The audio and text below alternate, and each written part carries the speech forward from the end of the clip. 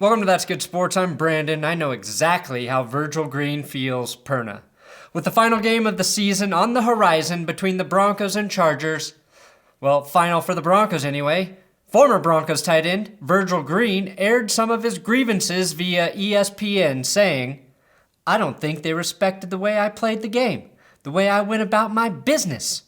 Well, welcome to the club, Virgil. The Denver Broncos football organization don't respect the game I play, or the way I go about my business either. Just like you, Virgil, I do the dirty work by making dirty jokes here every week. And just like how the Broncos never threw you the ball, they've never thrown me a bone. But guys like us, we will persist because we have no other choice. And even though the Broncos will be done come early Sunday evening, you and I, Virgil, we still have playoff work to do. This is the Broncos versus Chargers prediction episode. That's Good Sports.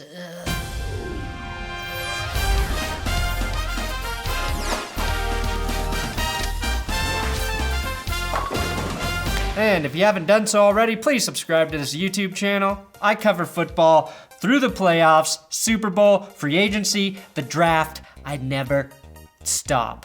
Also, this episode is sponsored by SeatGeek today. Use my promo code ThatsGood with my link in the description to SeatGeek, and you will save $20 off of your first ticket purchase. If you're a Chargers fan and you want to travel with your team on the road in the playoffs, unless they win the division, if the Chiefs lose, get your tickets via SeatGeek. SeatGeek collects ticket prices from all over the internet, puts them in one place for you.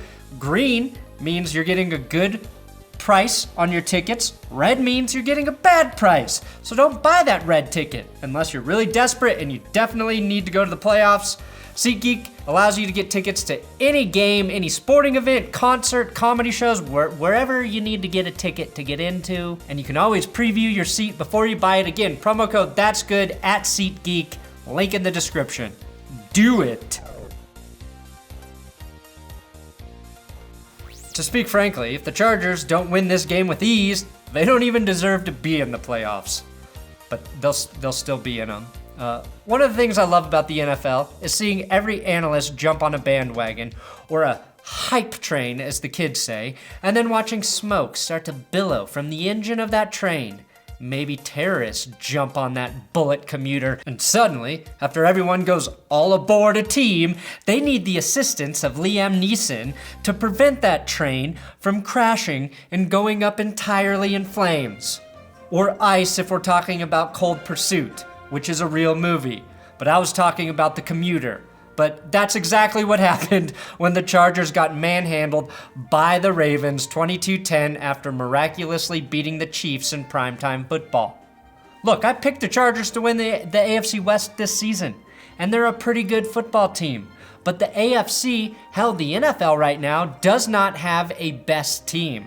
After that Chiefs game, every NFL talker needed to say they think the Chargers are the most complete team in the AFC. The Chargers are the best team playing right now. They're not, but that's because nobody is. It's the deepest roster in the NFL, and I embraced the Chargers 2 months ago. Every team has a major flaw or two that could keep them from getting to the Super Bowl. The Patriots picked a really bad year to be less than totally dominant. Ever since Peyton Manning retired, there's nobody to stop those assholes from getting to the Super Bowl. And I'm not sold this year is any different. Los Angeles, for example, their defense, arguably better than the Chiefs, but not nearly as good as it should be. Their weakness is in the middle with their linebackers, which, if they play teams like the Patriots, Colts, and Ravens again, may be an issue since those teams know how to run the football. Also, Phillip Rivers, as good as he is, has a tendency to make mistakes late in games. Honestly, I think the Colts defense is playing better football right now than the Chargers defense, and I trust Andrew Luck late in games more than Phillip Rivers. The Chargers offensive line is not good, and neither is the Chiefs, a big reason Kansas City is losing down the stretch. The Patriots' strength right now as a team is rushing the football, which is as unusual as saying the best part of a blowjob is the teeth. The Texans, like the Chargers, should be dominating teams with their defensive talent, but they're inconsistent, losing 2 of their last 3 and barely beating the Jets. And the Ravens have a quarterback who has yet to learn to throw the football against NFL defenses. My point, any one of these teams can get to the Super Bowl.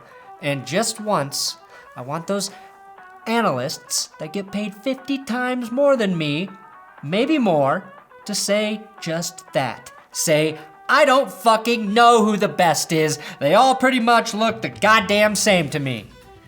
You don't have to use those swear words, but I need you to say it. Just say the Chargers are pretty good, but not really any better than any other top teams in the AFC right now. The thing everyone wants is to be able to say, well, at week 12, I told you the Chargers could upset some teams in the playoffs, and now they're in the Super Bowl. Look how right I was. And I embraced the Chargers 2 months ago. Look, I picked the Chargers to win the AFC West this season. The reason I mention this is because this would have been a great year for Denver to get into the postseason. Had Case Keenum been as good as he looked in Minnesota, the Broncos could have been that sleeper team. They beat LA, they beat Pittsburgh, and they competed against Kansas City when Kansas City was playing their best football. Instead, they were decimated by injuries, poor quarterback play, and coaching that was so average, Jeff Fisher felt a euphoric high, matched only by the likes of heroin every time the Broncos played a game. So, to show that I have what it takes to play with the big boys on ESPN, please copy one of the following takes and post it on social media the week of the Super Bowl. The Chargers, I tell you, are hands down the best team in the AFC and will be in the Super Bowl. The Chiefs have been the best team in the AFC from the beginning of the season, and they will be the best team at the end of the season and in the Super Bowl. Guarantee it. The Patriots, they're always the best team. Even when they don't look like the best team, they will be in the Super Bowl this season, I guarantee it. The Indianapolis Colts, they got good when it mattered most. Late in the season, Andrew Luck will lead the Colts to the Super Bowl, I guarantee it. The Baltimore Ravens, they don't need a star quarterback. They need a guy who's dynamic, who's different. Their defense is legit. I guarantee the Ravens will be in the Super Bowl. The Houston Texans are the most complete team. They've got offense, they've got defense, they've got special teams. They will be in the Super Bowl, I guarantee it. The Tennessee Titans, okay, they're not getting to the Super Bowl. Now watch the Titans get to the Super Bowl and you pull that clip up and I look like a big asshole. And the Steelers, they will make it into the playoffs. I guarantee that, and I guarantee they will get to the Super Bowl. Now, the Broncos were 20-28 in the 3 seasons prior to signing Peyton Manning. If they lose to the Chargers, they will be 20-28 in the 3 seasons post-Manning, which can only mean one thing. Peyton Manning is coming out of retirement to join the Broncos in 2019 after 3 years of HGH healing power has him feeling younger than Phillip Rivers' 9th child who is still in the womb. In fact, Manning borrowed stem cells from that 9th Rivers child to reverse age his right throwing shoulder and plantar fascia.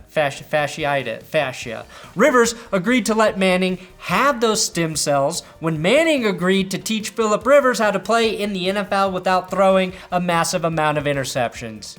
Even Stevens. The Chargers could win the AFC West if the Chiefs lose and LA defeats the Broncos. The Chargers are probably the only team who actually wants to be on the road for the entire playoffs, so maybe they actually want the Broncos to beat them Sunday.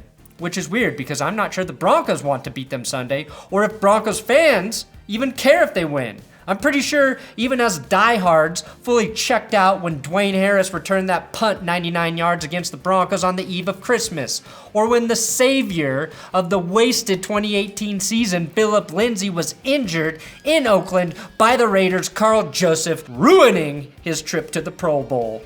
I told Lindsay, never let a man with 2 first names hit you in a football game. And if you haven't heard, Phillip Lindsay did require surgery on his wrist to repair his scapholate ligament and bone, which took place today. Now, this is a serious injury, as running backs definitely use their wrists to hold on to the football, and the recovery process will take 3 to 4 months at the very least. Now, doctors do fear Lindsay will never be able to become an elite gamer or play esports competitively like Paxton Lynch. The good news, as is with any wrist injury, is that part of the rehab process requires relentless masturbation to strengthen the wrist, obviously. Doctors have suggested Lindsay move out of his parents' house so he can rehab uninhibited 3 to 5 times a day for the next 4 months. Talk about the all-time greatest injury to get. Now, Vance Joseph will be fired after this game, Anthony Lynn will shake his hand midfield, and John Elway will watch a coach he didn't seriously consider head into the postseason. Now, Anthony Lynn obviously has a quarterback, which, unless you're the Atlanta Falcons, is pretty important in terms of helping you win games. Unfortunately, though, firing Vance Joseph will not fix the Broncos' problems. Maybe it's a start, but until they find a better-than-average quarterback, and Case Keenum has been far worse than average this season, as Mike Kliss likes to point out every week as he compares his numbers to Trevor Siemian. Until that puzzle piece is found, the Broncos will remain uncompetitive, incompetable, always beatable. The good news is, the answers might actually come this offseason. The success of Sean McVay was a surprise. Jared Goff was a bust. Nobody thought Patrick Mahomes was worth a top 5 draft pick. Russell Wilson selected in the 3rd round. Doug Peterson in Philadelphia was not a highlighted coaching hire. Nick Foles only had backup level QB talent. Fucking Mike McCarthy found ways to lose with Aaron Rodgers. The correct amalgamation for winning in the NFL is a guess. Having a great QB eliminates the biggest guess for a GM every year, and that's where the Broncos stand. All of that could come together this offseason, especially since it's a year the draft experts collectively think all the quarterbacks suck, and there's no clear-cut, surefire head coaching candidate available. But then again, we might be in this exact same situation at the end of 2019. The Broncos are probably going to finish the season 6-10, one better than 2017's 5-11. The Chargers have won 6 games on the road alone this season. That is the biggest reason, in my opinion, that I am picking the Chargers to not only win this game, but for me, as a professional football analyst, say with unequivocalityness that these San Diegan-less Chargers are the most dangerous team heading into the playoffs. I'm looking at you, Natron Means. I'm thinking about Sean Lights Out Merriman. I'm thinking about LaDainian Tomlinson and Drew Brees pushing the Chargers all the way through the playoffs and into the Super Bowl. I do have Big Dick Patreon shout-outs for Trevor Malth, Hal Grimson, John with a girthy $20 donation, and Jarrett Ruskio. Your Patreon donations are how this channel stays alive, especially in the off-season. If you want to donate, patreon.com/ThatsGoodSports. It's how I'm able to make videos every day, to do the podcast with Will Keys every week. Thank you for your support throughout this season, and I will have a Broncos season recap video up, I believe, on Sunday. And it won't be painful. It won't be painful to watch.